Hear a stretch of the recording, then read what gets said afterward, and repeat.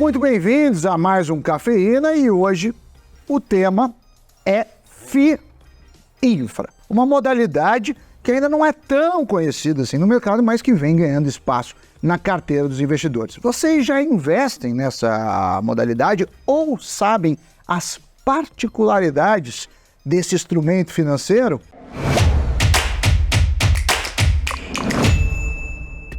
Olá pessoal, Sammy Boy. Pois bem, a B3 tem pelo menos 12 fundos de infraestrutura listados. Vocês inclusive estão vendo aí na tela quais são eles. Esse tipo de ativo vem atraindo cada vez mais investidores por serem fundos de renda fixa que investem em debêntures incentivadas. Esse é um tipo de ativo que não tem cobrança de imposto de renda, o que agrada em muito quem quer se livrar da mordida do leão, né? Não tem muito tempo que a modalidade ficou acessível aos investidores em geral, o que mostra o motivo de ainda termos poucos fundos à disposição quando comparamos com fundos imobiliários, por exemplo. Mas um dos benefícios de se investir no segmento é a menor volatilidade quando comparado justamente a outros tipos de ativos. Além disso, Doni, tem dois fatores que atraem alguns investidores, que é a renda recorrente e a isenção de impostos. O interessante é que a modalidade nos expõe a setores, digamos assim, necessários na economia. Aqui eu estou falando de energia, saneamento básico, rodovias, ou seja, setores que são conhecidos no jargão do mercado como defensivos e que geram renda de forma recorrente.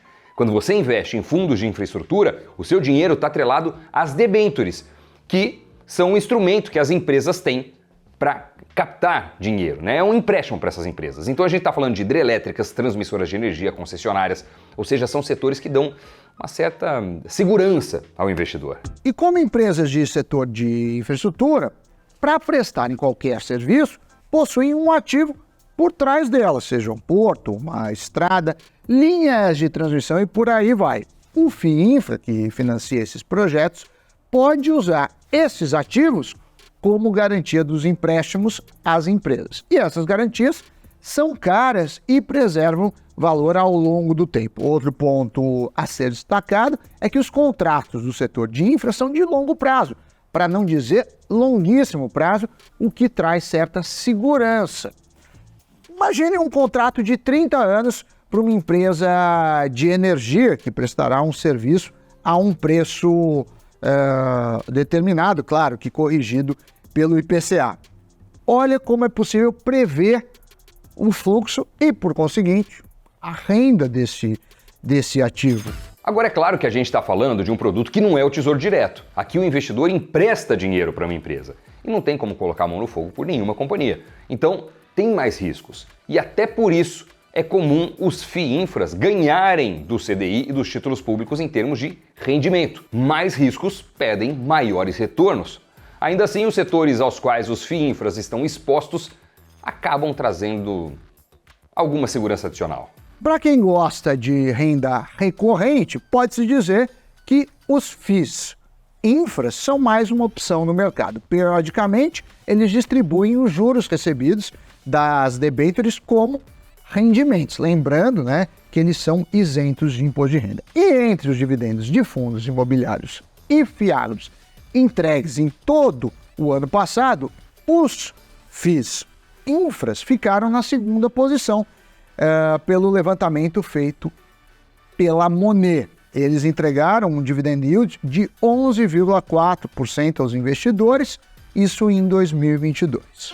Mas olha, para a gente poder ter um olhar mais apurado para esse setor, nada melhor do que ouvir quem está acostumado a gerir carteiras de FII Infras e que está mergulhado no universo das debêntures, né?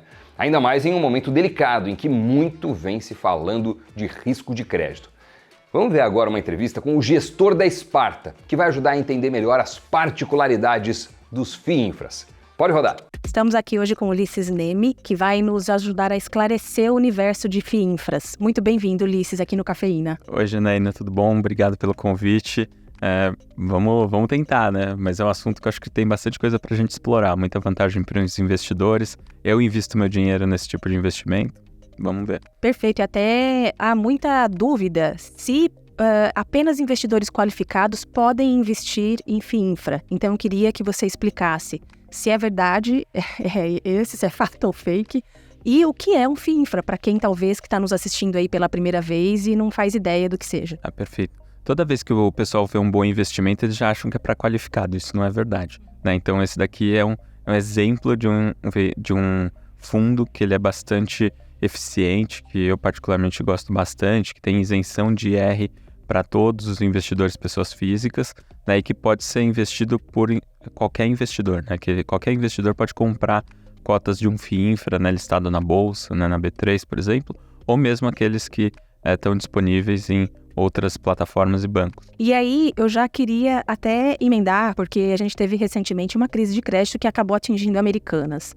E o investidor pessoa física que acabou escolhendo ali por debêntures de Americanas, acabou ficando aí, né, um pouco desesperado, com toda razão, por ter comprometido a sua renda. E essa não é a primeira vez que acontece, né? Pois é. Temos aí rodovias de Tietê, por exemplo, a gente tem uma Light aí perigando. Eu queria até já que você explicasse, porque o FII Infra, na minha avaliação, você me corrija se eu estou errada, o investidor pessoa física, ele acaba ficando um pouco mais blindado, um pouco não, tanto quanto mais blindado pela diversificação, né, que o gestor faz na carteira. Isso faz sentido? Faz sentido, né? Então, acho que tem uns pontos. Primeiro, não foi a última vez, não foi nem a primeira, não vai ser a última que tem um problema com uma empresa, né? Isso é a importância de ter uma carteira diversificada.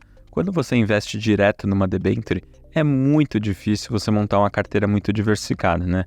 Eu tenho até um grande amigo meu que ele sempre fala, tenho 5 debêntures na minha carteira, né? Daí eu falo, você tem 20% em cada uma delas, né? Então, na verdade, ele está bem concentrado, né, nessa carteira. E quando ele investe num fundo, né, você tem 2 vantagens principais. A primeira é que você tem um gestor profissional que está olhando, que é especialista, que tem uma baita equipe especialista para fazer análise de crédito, né? E o segundo é que você tem uma carteira muito diversificada, né? Então, só para dar um exemplo, né, a gente tem fundos com 50, 100, 150 emissores diferentes. Então, quando vem uma surpresa de uma empresa qualquer, a gente normalmente tem 2 casos, né? Aquele que é o imprevisto, né, que tem algum tipo de fraude, o caso da Americanas, e aí só a diversificação salva disso, né? Então é por isso que é importante ter diversificação. E tem aqueles casos em que vai tendo uma deterioração da empresa, mas que muitas vezes a pessoa física ela não é especialista em analisar crédito e não consegue identificar isso, né? Então, às vezes ela fala, não, mas a concessionária de energia elétrica lá do Rio de Janeiro continua funcionando tudo bem, ou aquela rodovia continua lá, né? Mas, de repente, a situação financeira dela não é das melhores e o investidor não consegue avaliar isso. E um gestor treinado pode justamente evitar esse tipo de problema, que normalmente está monitorando isso. Inclusive, a Light, salvo engano, é por conta dos gatos que tem de energia elétrica no Rio de Janeiro, confere? Lá é um problema enorme, assim, é um problema mais estrutural ali daquela concessão, né? Que já tem um tempo e por isso que, inclusive, até tinha alguns fundos que investem em debêntures da Light, tem muitos que não investem, que já tem alguma restrição maior, justamente por conta dessas questões que não são exatamente novidade, né? E às vezes, eu acho que uma coisa que também o investidor ele precisa ter claro, né, é que na renda fixa a gente tem uma verdade interessante, né? Quanto mais taxa tem, quanto mais rendimento tem, na verdade é porque mais risco também tem, né? Então o investidor às vezes ele acha que porque a taxa é muito alta, ele vai ganhar bastante dinheiro. E isso nem sempre é verdade, né? Ele tem que ter certeza que ele vai receber dinheiro, né? Então tem um outro amigo que, por acaso, eu lembro que no passado ele me perguntou assim, Ulisses, estou querendo investir aqui numa debenture que está pagando IPCA mais 12. E eu falei assim, cuidado com esse tá pagando. De repente ela não tá, né? De fato era a rodovias do Tietê e depois teve uma situação mais desafiadora para a empresa, muitos investidores se frustraram porque realmente não estava pagando. Então, acho que um gestor especialista ele tem esse olhar que vai além de só conhecer qual que é a empresa, mas entrar a fundo nos números da empresa e, eventualmente, evitar essas pegadinhas, vamos chamar assim. Perfeito. E até recentemente a gente teve um anúncio do que o governo Lula acabou ampliando os setores expostos a debêntures.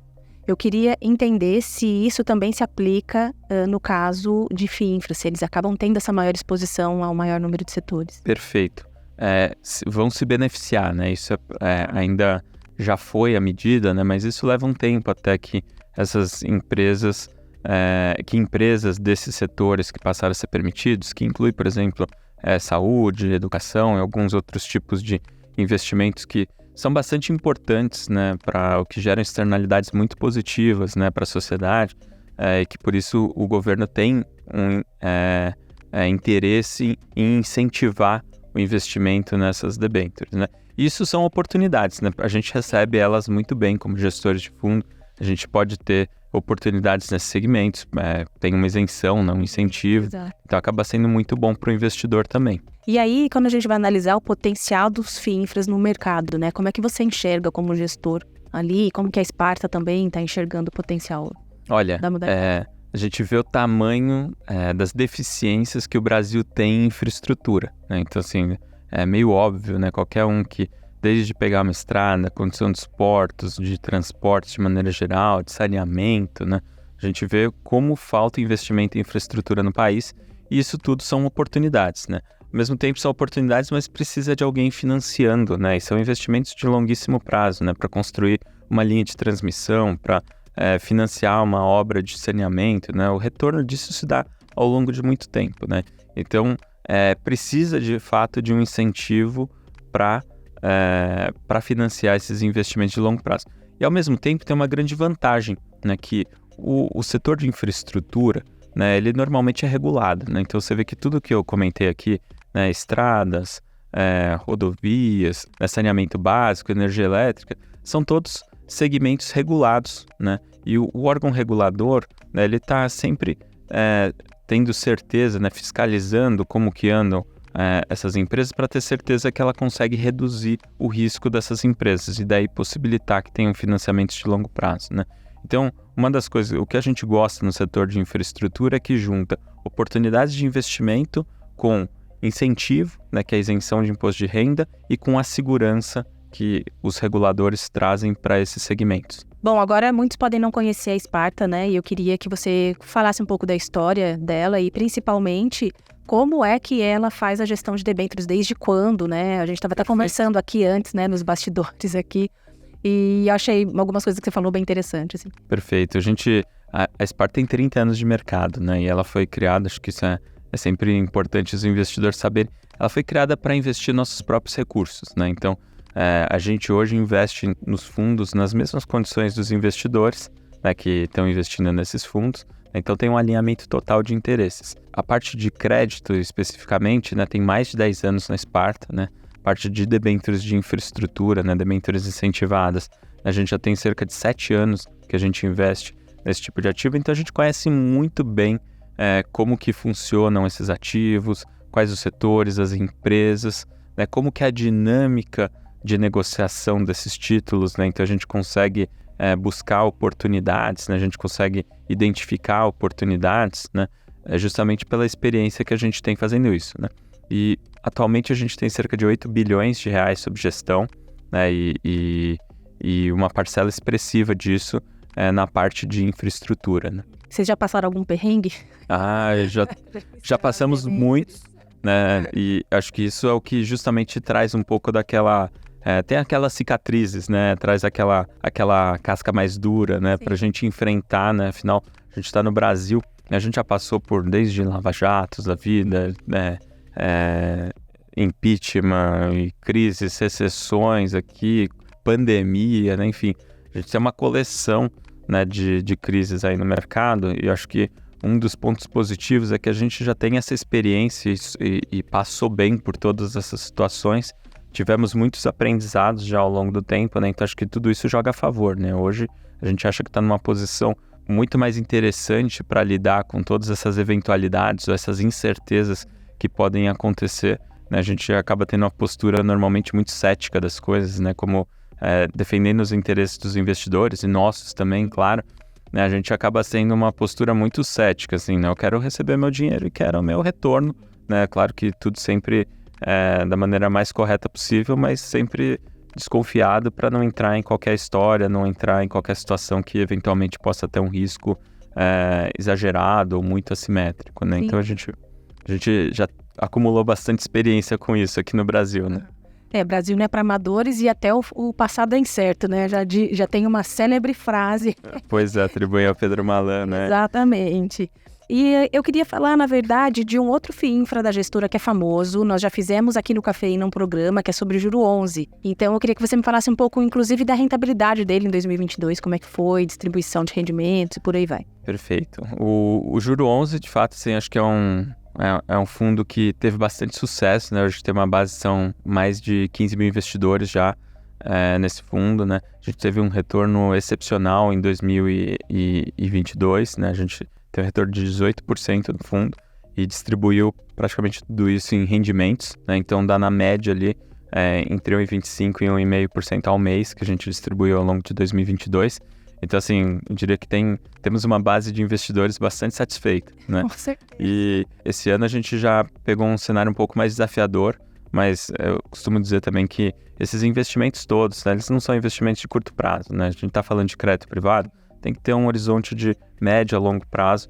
Então, esse ano, apesar desses percalços que o mercado de crédito passou com que você comentou, na Americanas, Light, a gente assim, conseguiu aproveitar uma quantidade enorme de oportunidades que apareceram no mercado, né, por conta disso, né? Sempre quando tem alguém chorando, tem alguém vendendo lenço, né? A gente, especificamente, a gente já passou por muitas crises antes, a gente sabe como identificar potenciais oportunidades, né, que surgem nesses momentos e que a gente acredita que podem se maturar aí nos próximos meses, ou talvez olhando num horizonte de 12 meses, né, a gente acha que pode ter um retorno bastante interessante para os investidores. E agora, para quem talvez se interessou por, que legal, como é que eu faço para investir e tal, mas em especial, acho que antes de tudo, né, qual é o perfil do investidor que estaria ali, que seria mais coerente começar investindo num FII Infra? Porque ele tem que estar ciente dos riscos que se corre, né, nesse mercado. Perfeito. O FII Infra, ele é um fundo de renda fixa, né? Então, os investidores, eles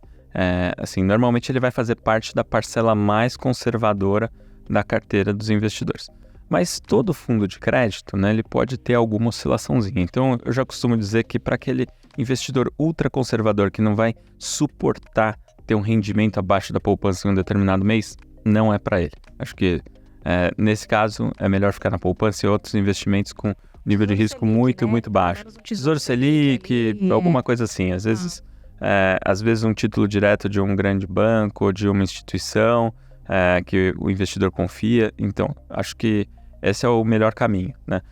Já para os investidores que, de fato, topam correr um pouco mais de risco, mas em busca de um retorno diferenciado, um retorno maior, aí eu acho que a gente já está falando com esse tipo de investidor. Então, pode ser moderado, pode ser arrojado. Tudo depende daí do tamanho da parcela que ele vai destinar a um produto, né? Eu sempre sugiro, né, que não tenha concentrações muito grandes em um determinado produto, né, em um determinado investimento, né? Então, sempre manter uma carteira relativamente diversificada, que isso vai evitar frustrações e vai ajudar o investidor a não sair na hora errada, né? Normalmente, naquela hora que chacoalha, né, quando tem um bom investimento, né, normalmente é uma boa oportunidade de entrada e não um ponto de saída.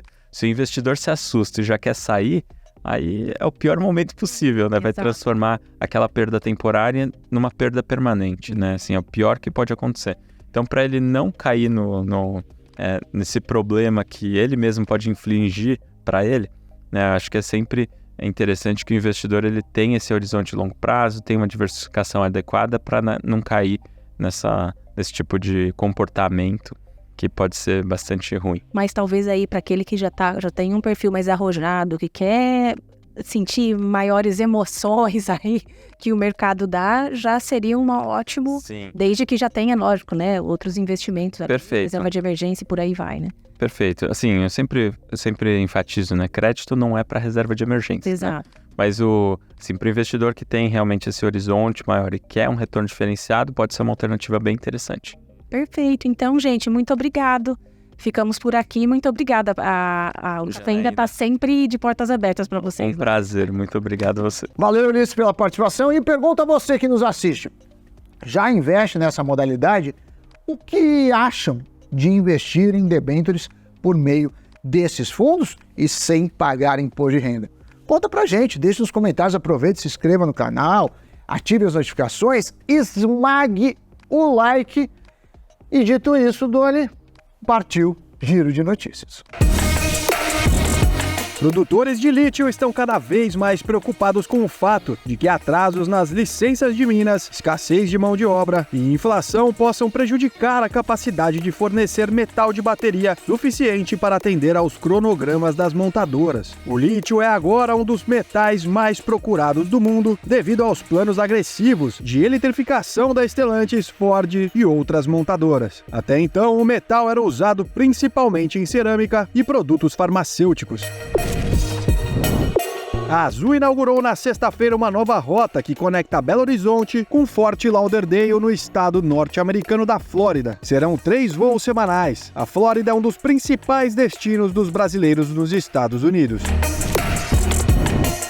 A secretária do Tesouro dos Estados Unidos, Janet Yellen, vê um menor risco do país entrar em recessão. Ela sugeriu que uma desaceleração nos gastos dos consumidores pode ser o preço a pagar para encerrar a campanha de combate à inflação. A avaliação mais recente de Yellen sobre a economia dos Estados Unidos segue o relatório de emprego de maio, que revelou um ritmo de criação de postos de trabalho acima de previsões.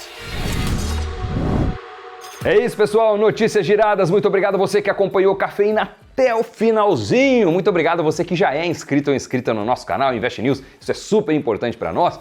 Obrigado a você que deixa o seu like, deixa seu comentário. Enfim, sua presença, olha, é o nosso combustível para continuar fazendo cada vez mais programas e apurando e trazendo conteúdos cada vez mais legais para vocês. Sammy Boy, pela parceria de sempre. Obviamente, galera, bons investimentos e até o próximo programa. Tchau. Valeu. Tchau, tchau.